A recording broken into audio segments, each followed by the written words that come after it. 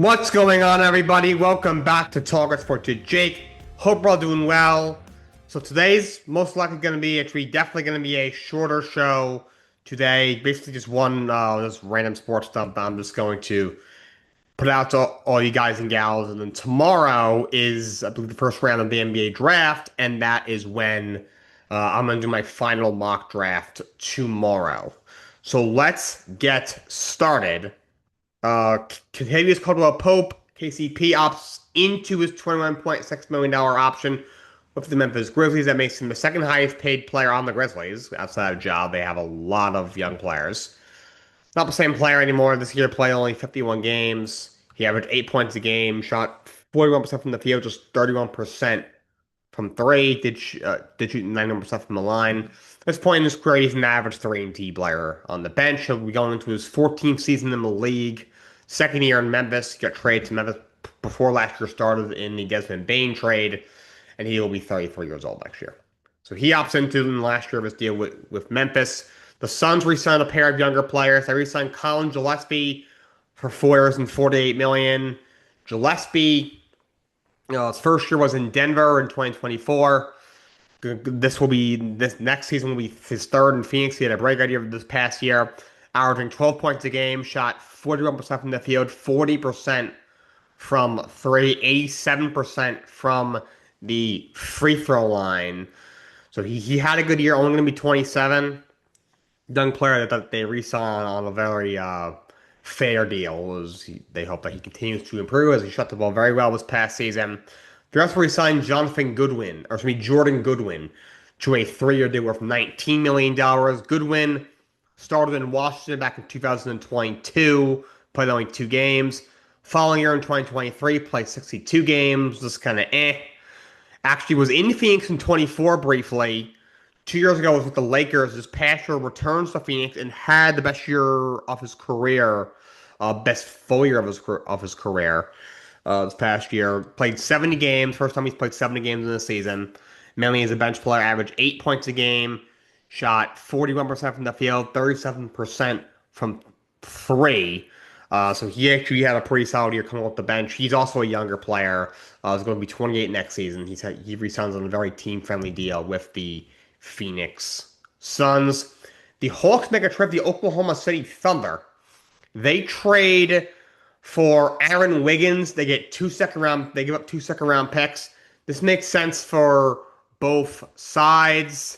Aaron Wiggins is a solid player. 2 years ago was the best year of his career in 25 in the championship year for the Thunder. 76 games, started 26 times, averaged 12 points a game. He shot 48% from the field and 38% from three on, let's see how many attempts he had, on 4.5 attempts per game. This past year, his numbers were slightly down. He played about 10 less games and had 5 less starts. He averaged 9 points a game. Shot 43% from the field, 35% from three. But he is still a good player, still only 28. He's on a pretty team-friendly deal. And Atlanta picks up a very solid 3-and-D wing piece to have on their bench. Add to a already excited young team that did not make the playoffs this past season. And for the Thunder, they can now avoid the tax penalty, so they can now use both of their first-round draft picks in this draft tomorrow. So it's the right thing to do. I said in my off-season preview for them, moving off Aaron Wiggins should be done, not because he's a bad player or they gotta get out of his contract. Just they need to avoid the tax penalties, and there's ways around it. And to start, they need to move off of Aaron Wiggins to get out of his, what was it, $9.3 million salary, whatever it is, so that they can use those 2 first-round picks and get 2 young players in there that can help them this coming season and beyond. So he gets moved, and I have a pretty huge coaching hire. The Dallas Mavericks have hired Dusty May to be their next head coach, the head coach of Michigan, who just won a national championship, has been hired as the next head coach of the Dallas Mavericks, shopping everybody this morning. As shocking as this is, I don't know if I agree with this hire.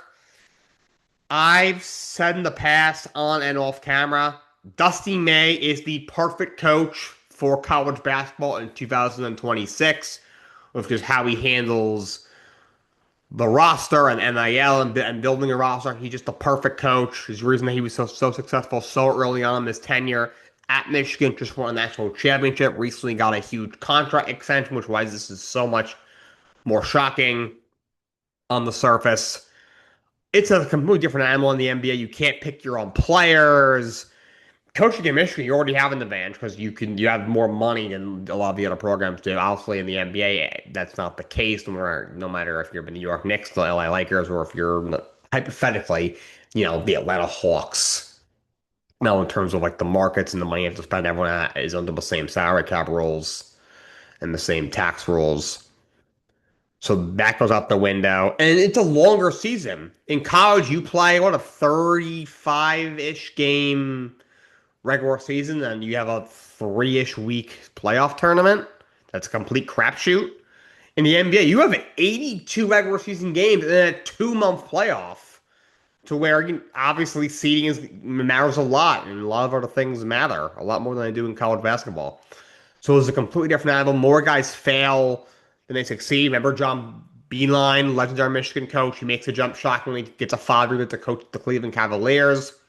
He was out in less than a year. He called his players thugs. It was a complete disaster. Now, I don't foresee Dusty May being that much of a disaster, but I don't know if it's going to work out for him or for the Dallas Mavericks. I think this is a massive risk on both sides. For the Dallas Mavericks, you got a young group. You have I think, a potential superstar, Cooper Flag, who just won Rookie of the Year. You have a lottery pick in this upcoming draft. You have some young talent.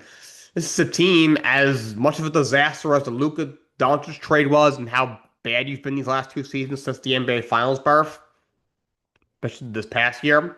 You have a decent young core, and there's a chance that you could, become a competitive team as soon as this season if everyone is healthy. In a couple of years, this could be a really strong group.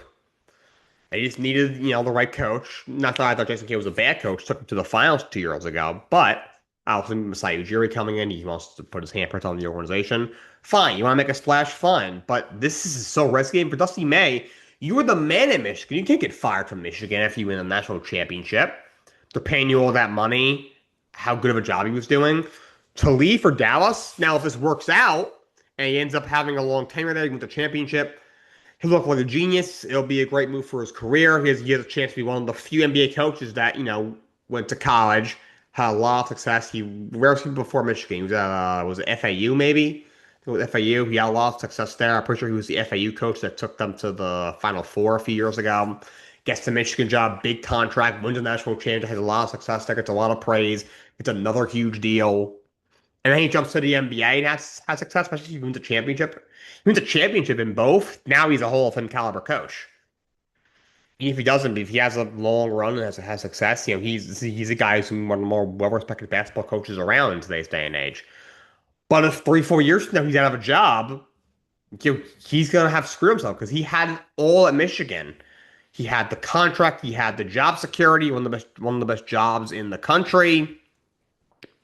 There's a guy who was in a position to compete for national championship year in and year out, and he threw it all away because he took a swing that he didn't need to take at coaching in the NBA for Dallas Mavericks, for whose organization that these last 2 years have been a disaster with the Luka trade and everything. I just thought, there's NBA coaches staring at you. I mean, Tom Thibodeau's never won a championship, but he's a good coach. He was in the Eastern Conference Finals the next 2 seasons ago. He's been to the East Finals multiple times with multiple teams. You could have given him another shot. You could have. I mean, Sean Sweeney was on your staff. He just took the Orlando job. You could have told him, hey, or no, that's the wrong team. Excuse me. Not Sean Sweeney. They could have given the assistant a job. There's plenty of assistants in the NBA that have been vying for an NBA head coach job for a while now. They have gotten the chance. Micah Nori has been a top candidate a couple of places for a couple of different years. You could have given him a shot. There are so many other things that you could have done if you really want to. I'm not a fan of them, but a lot of our teams think Billy Donovan's a really strong NBA coach. If you want to give him a shot, there are so many other things you could have done. You could have just said, you know what? Let's give Jason Kidd one more year. Let's, Trust that this roster stays healthy. We'll add a good piece in the draft. We'll see what we do in free agency and in the trade market in the offseason. Let's give him one more year of a legit healthy roster and see what happens. If they don't make the playoffs, you move on. If something good comes out of it, then maybe you keep him, for a little longer. But to take this big of a swing, I feel like is a massive risk that was avoidable. Now, if Dusty May ends up turning his team around and wins a championship in the next 5 years, this segment will look foolish, and I'll have to obviously address it. They'll be hilarious, and Dusty May will be an absolute icon, and will is one of the few basketball coaches to win in college, win in the NBA. But if not, Dusty May will really screw himself out of a lot of money and just a Hall of Fame career potentially, if you ask me.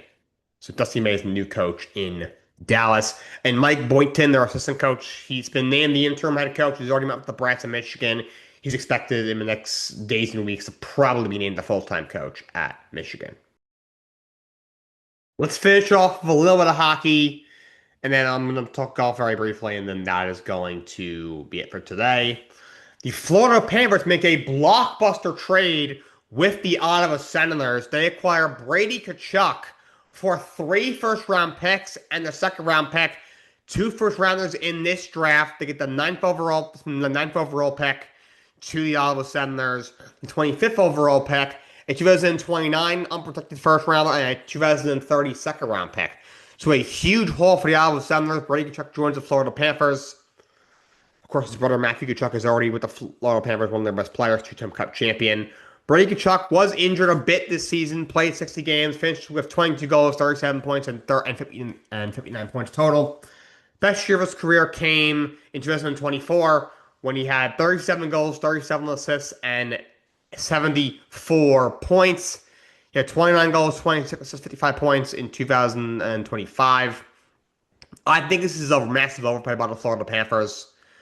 I do understand that if this team is healthy with Tkachuk and Sam Bennett and Aaron Ekblad slowing down all the pieces they have, if Bobrovsky comes back and is healthy, you add Brady Tkachuk, who's still going to be 27 years old, is a very good player. 3 seasons removed from a 37 goal, 74-point season. You put the two brothers together.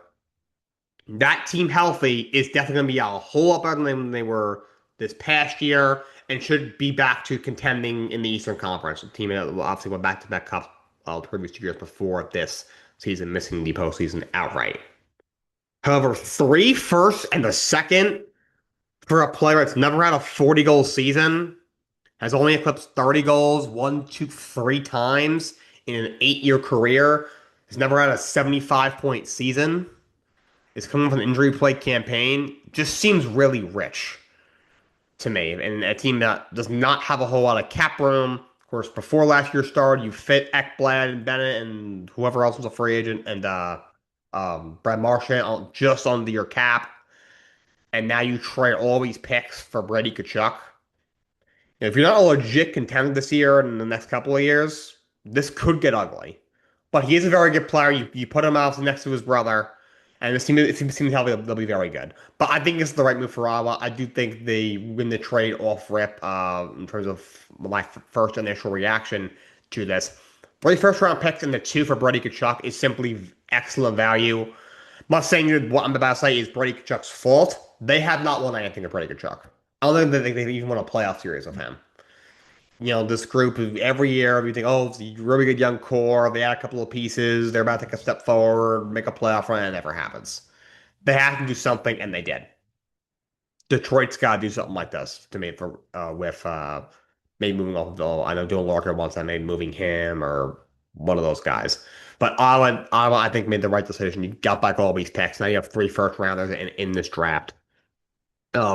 This year you have 2 firsts in 29. You have 2 twos in 2030. Ray was on a pretty big contract. This gives you a bunch of cap flexibility for you to go out and bring in a couple of pieces to really help you. And now this gives you extra draft capital. Give you 3 first-round picks in this year's draft, plus a couple of extra high picks down the line. So I think the Isle of Summer made the right moving off of Brady Tkachuk. Another trade, Seattle Kraken get Mackie Samzokevich from the Florida Panthers. They give the Florida Panthers the 25th pick in this year's draft and a conditional second rounder Next year, don't know exactly what the conditions are. If I had to guess, like if he scores a certain amount of points or plays a certain amount of games, or Florida makes it, to the playoffs or the conference finals or something, it'll be a second. If not, it'll probably be a three. I think Florida made out well in this trade. I like the addition for Seattle, Mackie Samzokevich. This year he did play well. 12 goals, 20 assists, 32 points. Had 15 goals, 16 assists, 31 points the year before. Is only going to be 24 years old this coming season. This is like former first round pick back in 2021. But I didn't know how much better he's going to get. I don't think he was worth a one and a two, or that could become a three. He was on Florida's Cup team. Both of them. The first one he hardly played. The second one he was uh bomb bomb six forward for it, like a third or a fourth liner. So I like a pickup for Seattle. Has a good young core. Has gotten to the postseason in the past. Also, they're a young franchise. You pick up a young player. He's currently a restricted free agent. Obviously, I'm sure they will come to terms on a deal very soon. But for Florida, I do think you got good value. At one and a two, or one or a three, uh, is good value. Obviously, you traded away both your firsts in this year's draft and some other picks for Brady Kachuk. At least you have a first round pick. And next year, you could have a one and two twos next year. So I think Florida makes that well here. I do understand it first, yeah, picking up a talented young player to add to your roster. And last thing I'll leave you guys with, congratulations to Wyndham Clark. He wins the U.S. Open, goes the wire to wire at Shinnecock Hills here in the beautiful state of New York. Wyndham Clark wins his second U.S. Open and won his first in L.A. In 2023. So congratulations to Wyndham Clark on his U.S. Open championship. He wins $4.5 million for winning that, earns 750 Fast Cup points, puts him fourth in the current FedEx Cup standings. That's all I got for you guys today. Until next time, so long and have a great day.